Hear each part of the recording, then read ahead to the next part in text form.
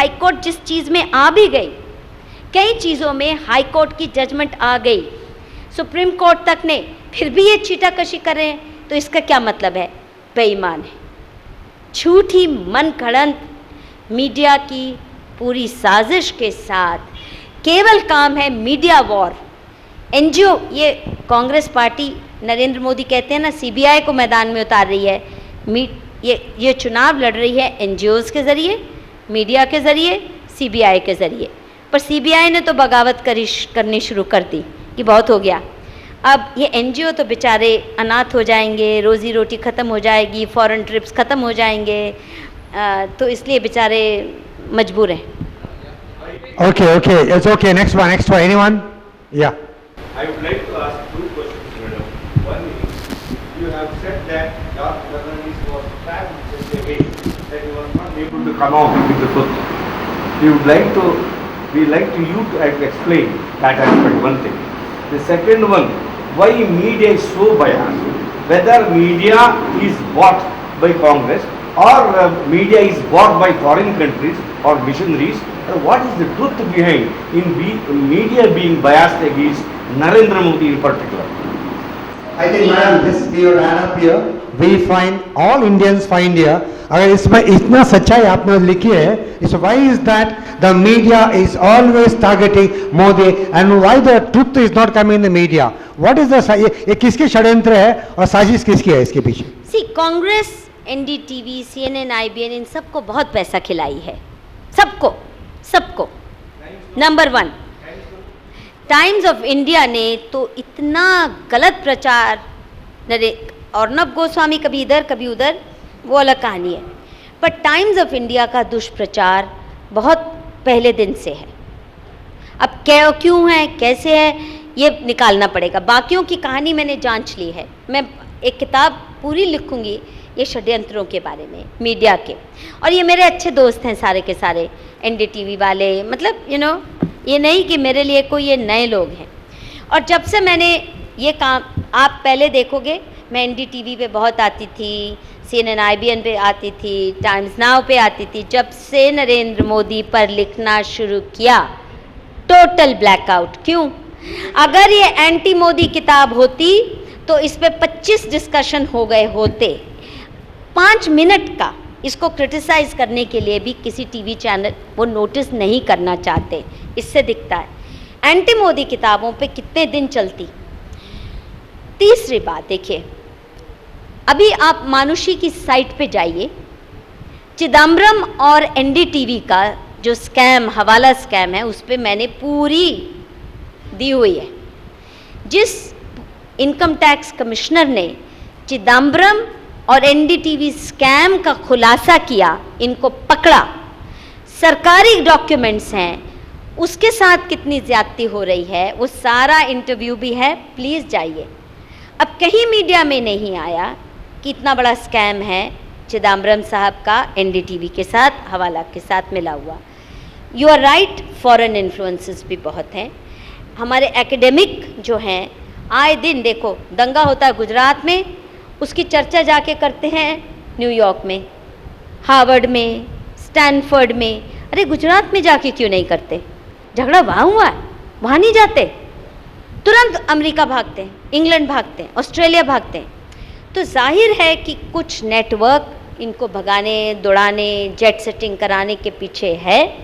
और ऐसे ही लोगों को, मैं भी बहुत इन्विटेशंस आते थे मुझे अमेरिकन यूनिवर्सिटीज़ में, ऑस्ट्रेलियन यूनिवर्सिटीज़ में, ब्रिटिश यूनिवर्सिटीज़ में। मैं बहुत फेवरेट लेक्चर मेरे होते थे, बिकॉज़ उन दिनों पहले मैं बहुत पहले से इन इश्यूज़ में।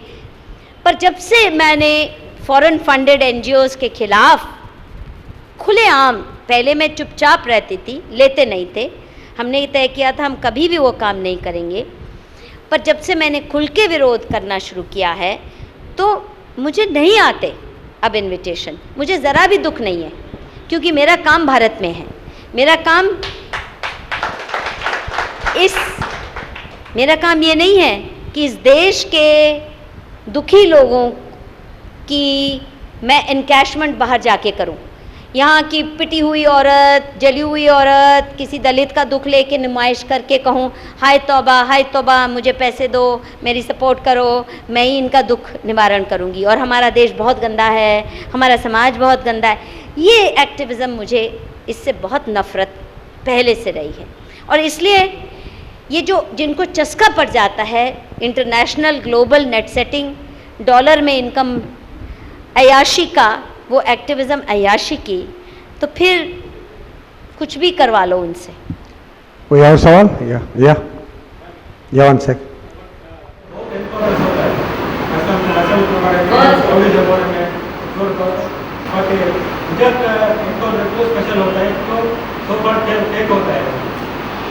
देखिए 3 बातें हैं। एनकाउंटर रियल है कि फेक है वो पुलिस अदालत तय करेगी, मधुकेश्वर नहीं, परंतु वो टेररिस्ट जेन्युइन थे, ये सबको मालूम है।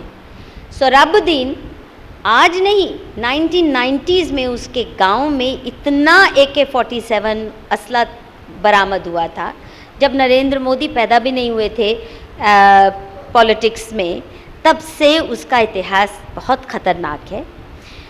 इन सबको ISI ने ओन किया, टेरर ग्रुप ने ओन किया, कई लोगों ने, वो इशरत जहान को भी ओन अप किया, टेररिस्ट के साथ उनकी बीवी बन के क्या क्या करके चल रही थी, तो कोई इनोसेंट बच्ची मासूम नहीं थी।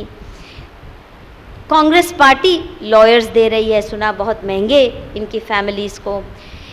एक और मज़े की बात आपको बताऊं, बड़े पते की बात है, ये 6 एनकाउंटर हुए जिसके लिए इन्होंने होम मिनिस्टर तक गुजरात के जेल में रखा, सीनियर पुलिस ऑफिसर्स को रखा, और जो पुलिस ऑफिसर्स हैं उनको ब्लैकमेल करके जैसे ही कोई कांग्रेस के लिए झूठी गवाही नरेंद्र मोदी के खिलाफ खड़ा हो जाता है उसको बेल मिल जाती है। ये किया इन्होंने, ये किया। और वहाँ के ह्यूमन राइट्स कमीशन के एक मेंबर ने मुझे कहा कि ये तो बिल्कुल ब्लैकमेल, लीगल टेररिज्म हो रहा है।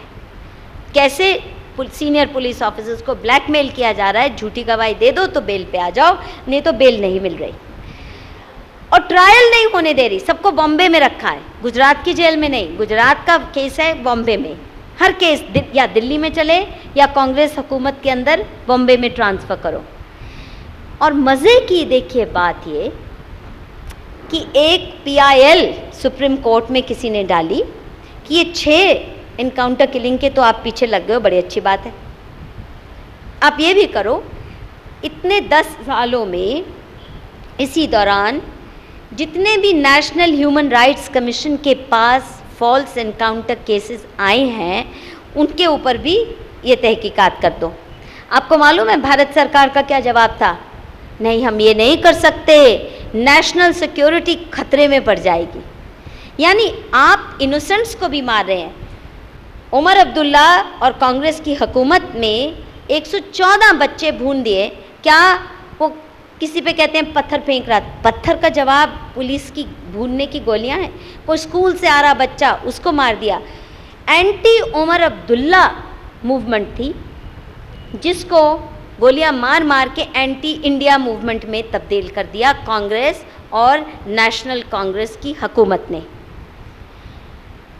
अब जब ये एनकाउंटर्स उनको दुख नहीं देती, इनोसेंट्स पे गोलियां चला देते हैं, दुख नहीं देती। महाराष्ट्र में कितने एनकाउंटर हुए, दिल्ली में हुए, यूपी में हुए, बिहार में नीतीश सरकार में 100 से ज़्यादा इसी दौरान एनकाउंटर हुए, किसी का बयान नहीं, केवल 6। और वो भी ये नहीं कि अगर फॉल्स है सही है पहले जेल भेज दो, नरेंद्र मोदी को किसी तरह फंसाओ, तो और कोई मकसद ही नहीं है। और ये भी मालूम है, इन्हीं की IB ने बोला था कि ये लोग नरेंद्र मोदी की असैसिनेशन के लिए आए हैं। तो इससे तो यही लगता है कि कांग्रेस को बहुत दुख है कि वो नरेंद्र मोदी की असैसिनेशन के लिए आए थे, खुद मर गए। या नेक्स्ट वन।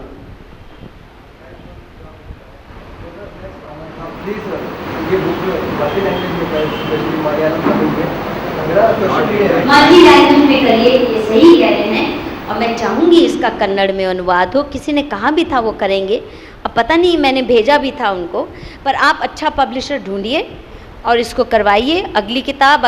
क्योंकि अगर नरेंद्र मोदी प्रधानमंत्री बन भी गए, ये जान खाते रहेंगे, ये दुष्प्रचार करते रहेंगे, उसको छोड़ेंगे नहीं, उसकी जान वाकई ही खतरे में है। असैसिनेशन भी करवा दें, कोई बड़ी बात नहीं है। ये सीनियर सीबीआई के ऑफिसर्स बता चुके हैं कि इतनी कांग्रेस डेस्परेट है कि कुछ भी करा सकती है। और आपने देखा 18 बम पटना में नीतीश सरकार के अंडर उसकी रैली में फुटे, लोग मरे। और ये मैंने 6 महीने पहले ट्वीट किया था कि इसकी असैसिनेशन की संभावना बहुत स्ट्रांग है, ये सीबीआई के लोग कह रहे हैं। और तब लोगों ने कहा, अरे मधु जी आप ज़्यादा बोलती हैं, ज़्यादा डरा रही हैं, क्यों कर रही हैं? पर देखा आपने क्या किया, कुछ भी करवा सकती है कांग्रेस, क्योंकि कांग्रेस आज के दिन माफिया पॉलिटिक्स पे तुलाई है। और मैं उम्मीद करती हूँ कि बीजेपी के वो जो कुछ लोग सहयोग कर रहे हैं कांग्रेस को, उनको भी छटनी जल्दी होगी। What is that next one?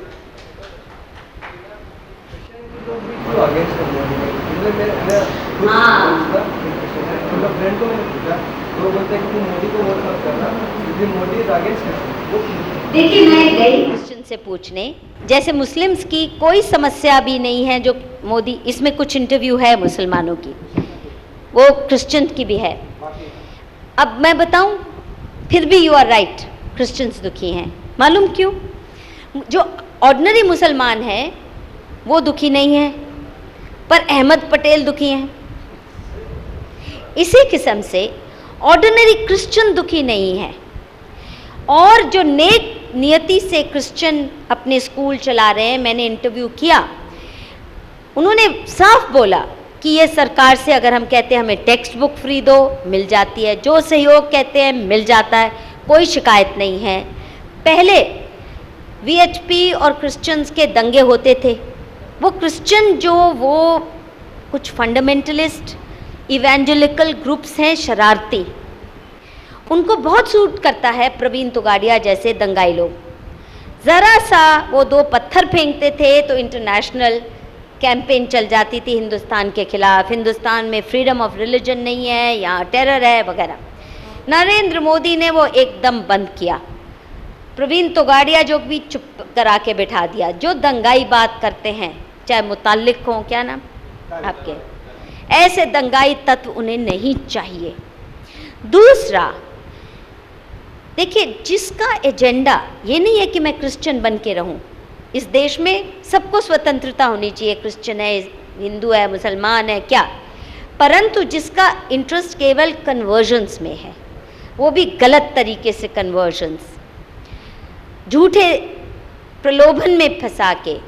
अभी क्या हो रहा है कि गुजरात के ट्राइबल एरियाज़ में, ये ज़्यादा ट्राइबल्स में क्रिश्चियन बनाते हैं जहाँ बैकवर्ड है, नरेंद्र मोदी ने डेवलपमेंट इतनी तेज़ी से कर दी, अच्छे स्कूल भी पहुँच जाएंगे, अच्छे दवाखाने भी, अच्छी एम्बुलेंस भी, अच्छा सब कुछ भी।